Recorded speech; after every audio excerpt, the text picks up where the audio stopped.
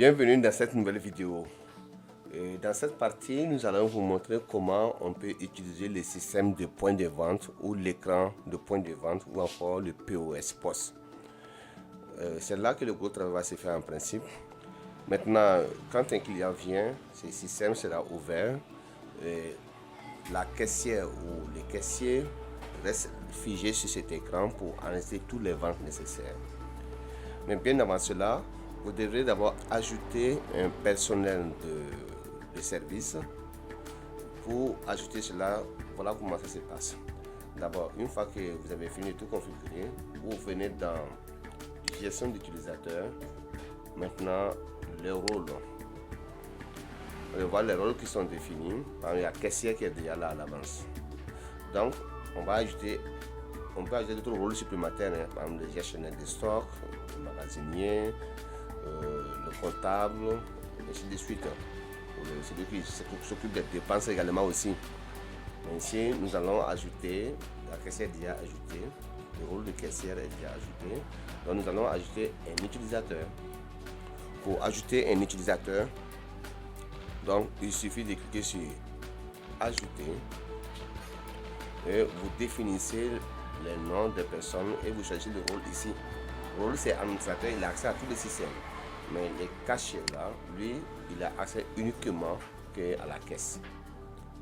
Donc, à vous de définir les rôles que vous voulez et selon vos personnels également aussi.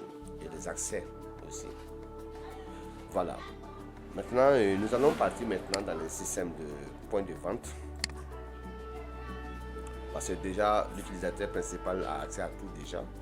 Donc, dans le système de point de vente, pour accéder au point de vente, on a deux options. Soit nous cliquons sur vente et puis on clique sur poste ou point de vente, ou tout simplement on vient ici, on clique sur poste ou PDV, veut dire point de vente.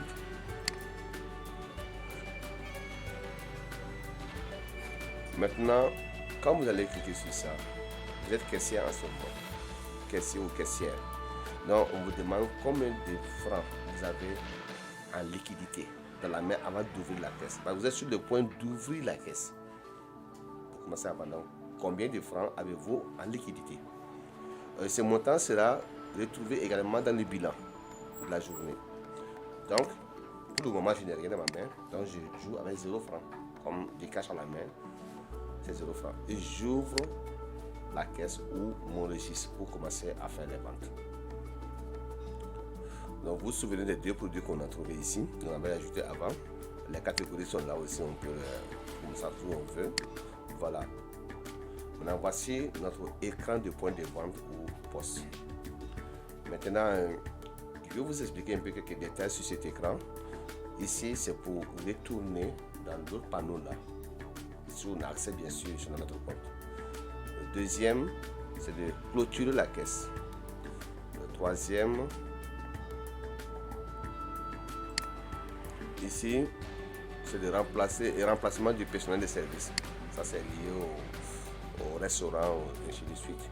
Et ici, ça, c'est détail de la caisse. Voilà. Donc, si j'avais ouvert la caisse avec 5000 francs, vous allez voir ça ici, liquidité en main, là, du cash en main, là, 5000 francs. Mais il y avait mis 0 francs, donc c'est 0 francs. Voilà. Maintenant, ici, c'est les ventes qui sont revenues. On a vendu un article et puis on est retourné à l'article parce qu'il y a un problème où il faut remplacer, une chose comme ça. Et ici, c'est plein écran. Donc, on peut faire de plein écran parce que la caissière peut faire plein écran pour faire ses ventes. Voilà. Maintenant, pour ajouter une vente, supposons qu'un client vient, un client nommé Sanou, c'est un client existant. Donc, qu'est-ce qu'on fait? On va choisir ici. Je commence à écrire Sanou et le nom sort. Ou bien tout simplement le 02. Voici son code client, code ID du client. Moi, je fais comme ça, je mets 02. Automatiquement, ça va sortir ici. Maintenant, sur le client est là, maintenant, le produit que je vais ajouter, je peux chercher le produit ici par son code SKU ou encore par son nom, comme je veux. Maintenant, je peux directement choisir ici, mais si j'ai beaucoup d'articles, cette fois c'est compliqué. D'où l'important des catégories ou encore de faire des recherches. Je veux disque dur, si je mets disque dur, disque Donc il va montrer tout ce qui est disque.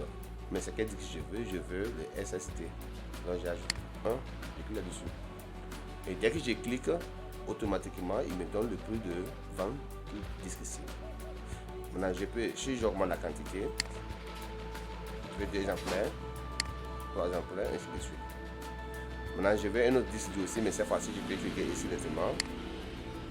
Automatiquement tout change. Donc voici la vente et voici la page de vente. Donc le client va payer un total de 89 000 francs. Maintenant si je veux faire un devis, c'est-à-dire c'est pas payé, j'ai un devis, voici je clique sur devis ici. Maintenant si je veux vendre à crédit, c'est ici. C'est par 4 également, c'est ici. Paiement expert par 4. Si je veux aussi la personne va payer une partie, et puis c'est une partie, ça ici, je viens sur moi ici. Si je veux tout payer en espèces, c'est ici. Par exemple, je vais prendre la partie paiement multiple d'abord. Paiement multiple. Donc le total à payer, ça fait 89 000 francs. Donc les clients donnent 100 000. Je mets 100 000. Donc ça va me dire la monnaie que je vais dois. Ça fait 11 000 francs automatiquement. Donc il a donné 100 000. Donc c'est 11 000 que je dois. Maintenant si les clients payent, par exemple, le 89 000 francs, il dit bon, il donne 70 000. On donne 71 000. Donc on dit non, le solde, il nous doit maintenant 18 000 francs. Donc voilà, il doit 18 000 francs. Maintenant, ça c'est le système. Maintenant, si les clients va tout payer, donc il clique ici en espèces.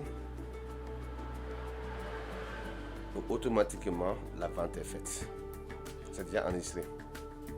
Et ça donne automatiquement une facture ici.